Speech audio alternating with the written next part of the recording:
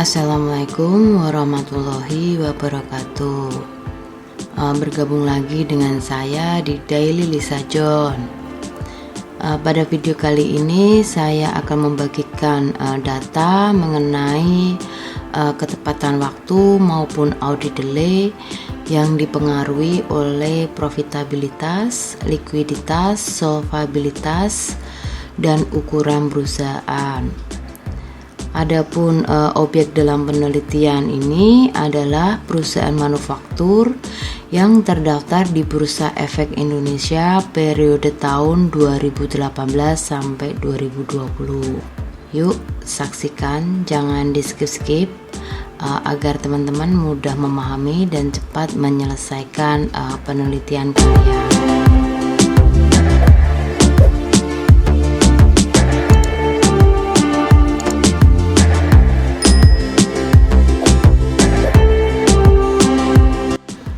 Pada video ini saya akan memberikan tutorial mengenai bagaimana mencari ketepatan waktu penyampaian laporan keuangan yang dipengaruhi oleh profitabilitas, likuiditas, solvabilitas, dan ukuran perusahaan. Nah, di sini objeknya adalah perusahaan manufaktur yang terdaftar di Bursa Efek Indonesia periode tahunnya 2018 hingga 2020. Apabila teman-teman melakukan penelitian yang serupa, teman-teman membutuhkan diskusi dengan saya, silahkan melanjutkan ke Instagram saya. Oke, lanjut untuk definisi operasional masing-masing variabel. Profitabilitas di sini diukur dengan return on asset. Rumusnya adalah laba setelah pajak dibandingkan dengan total aset. Nah, untuk likuiditas itu diukur dengan current ratio dengan rumus aset lancar dibandingkan dengan hutang lancar atau kewajiban jangka pendek. Sedangkan untuk solvabilitas itu sendiri diukur dengan debt to asset ratio dengan rumusnya adalah total hutang dibandingkan dengan total aset. Sedangkan untuk ukuran perusahaan adalah di sini bisa dilihat untuk logaritma natural dari total aset. Nah, ini sudah saya bahas di video saya sebelumnya bagaimana mencari firm size atau ukuran perusahaan. Nah, untuk variabel dependennya itu adalah ketepatan waktu penyampaian laporan keuangan. Nah, di sini diukur dengan menggunakan variabel dummy, di mana dummy-nya itu adalah nilainya 0 dan 1. Kalau 1 itu adalah perusahaan yang melaporkan tepat waktu dan 0 itu adalah perusahaan yang tidak tepat waktu. Jadi tepat waktu itu dikategorikan apabila melaporkan laporan keuangan paling lambat 120 hari pada akhir tahun buku. Jadi akhir tahun bukunya itu per 31 Desember. Oke, selanjutnya untuk sampel. Untuk sampel pada penelitian ini ya, di video ini saya akan memberikan ini contohnya. Di sini saya menggunakan cuma 3 kriteria saja. Nah, yaitu perusahaan yang terdaftar, perusahaan yang melaporkan laporan keuangan, dan perusahaan yang menggunakan mata uang rupiah. Nah, biasanya saya untuk pengambilan sampel pada sebelumnya itu saya menggunakan perusahaan yang mendapatkan laba untuk memperkecil sampel.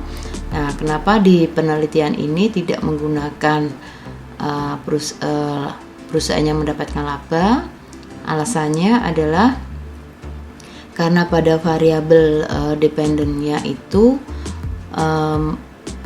mengenai ketepatan waktu. Jadi kalau ketepatan waktu itu ada hubungannya dengan perusahaan yang mendapatkan laba. Logikanya gini, kalau perusahaan itu mendapatkan laba, otomatis perusahaan itu akan tepat dalam melaporkan laporan keuangan. Nah, di sini saya tidak menggunakan itu karena nanti sebagian besar akan tepat waktu. Jadi kalau menggunakan sampelnya untuk laba itu di skip, maka nanti akan ada beberapa perusahaan yang tidak tepat waktu. Oke, lanjut bagaimana cara mencari data atau mentabulasi datanya. Sekarang buka di Excel. Nah, di sini saya sudah menseleksi sebanyak 113 perusahaan. Oke.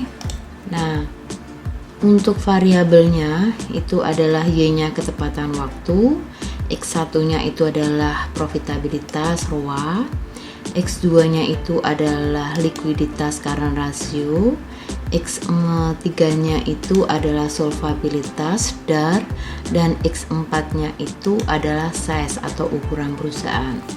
Nah, bagaimana mencari data ini? Teman-teman harus memiliki laporan keuangan.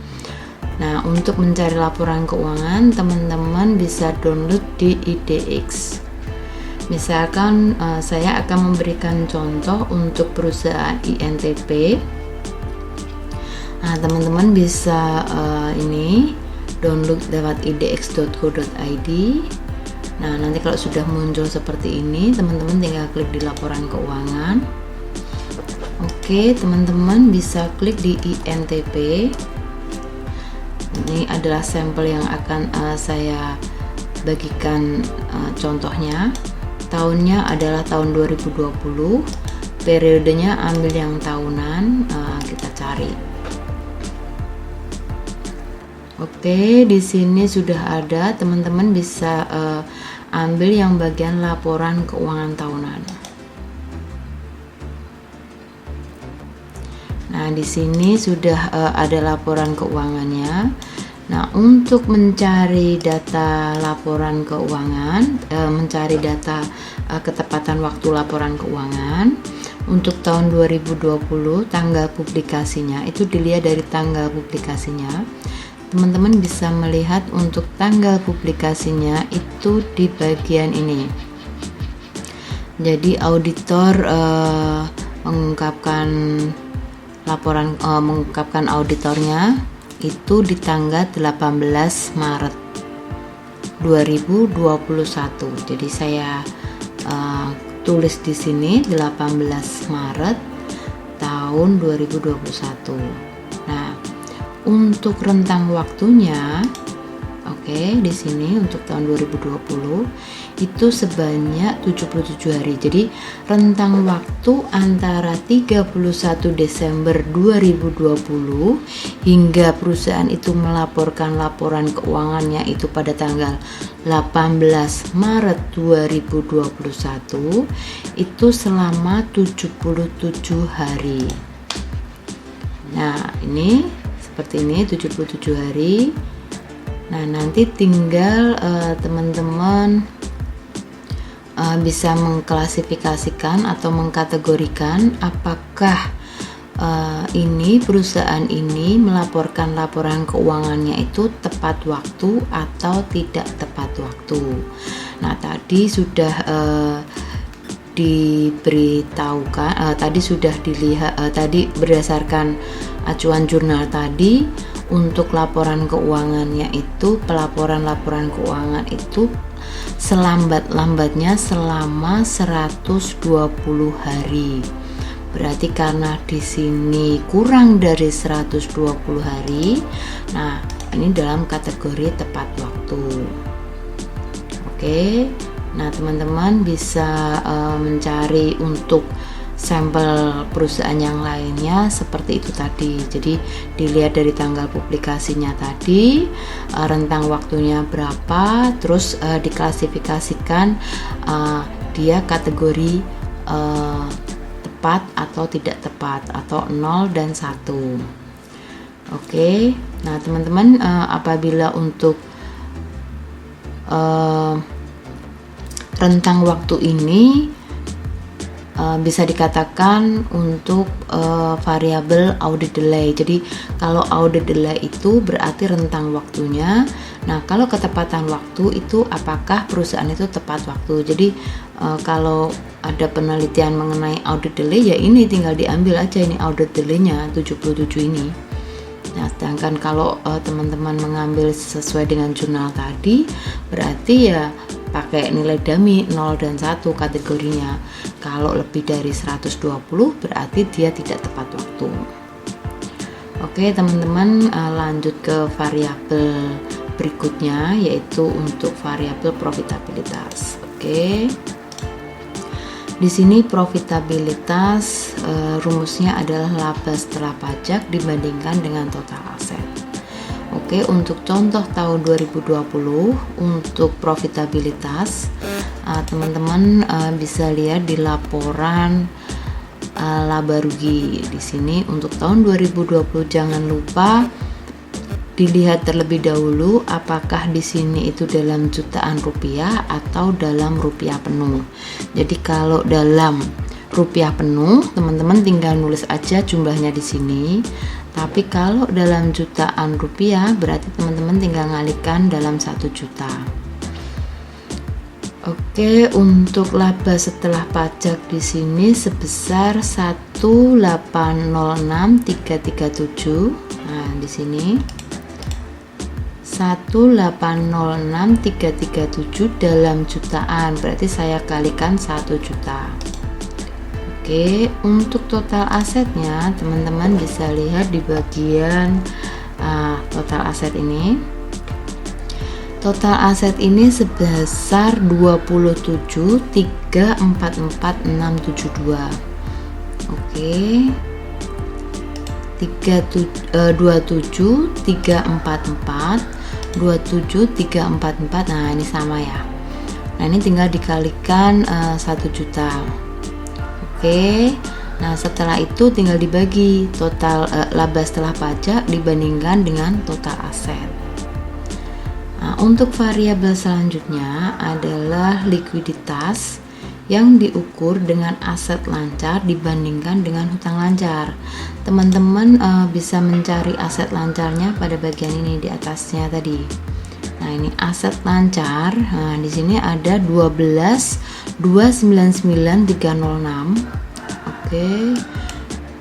12.299.306 dikalikan 1 juta karena dalam jutaan dibandingkan dengan hutang lancarnya. Hutang lancar itu adalah hutang jangka pendek. Di sini ada 4215956. 4215956 dikalikan dengan 1 juta. Oke, nah ini tinggal dibagikan saja. Jadi sudah ketemu 2,92-nya.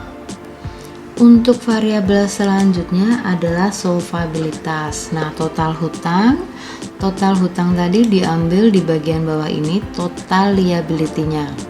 Oke, 5168 424 5168 424 dalam jutaan dibandingkan dengan total aset tadi sudah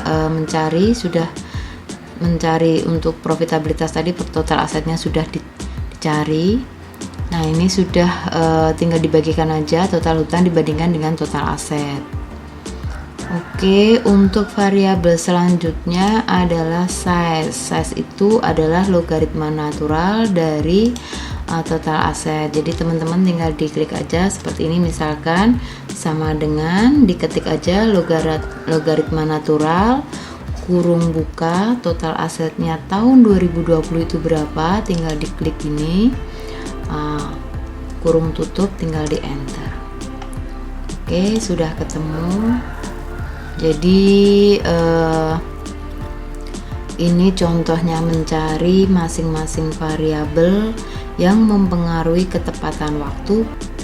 Apabila teman-teman memerlukan data ini, teman-teman bisa menghubungi DM saya, Instagram saya. Semoga bermanfaat. Tetap jaga kesehatan agar teman-teman cepat menyelesaikan penelitian kalian. Wassalamualaikum warahmatullahi wabarakatuh.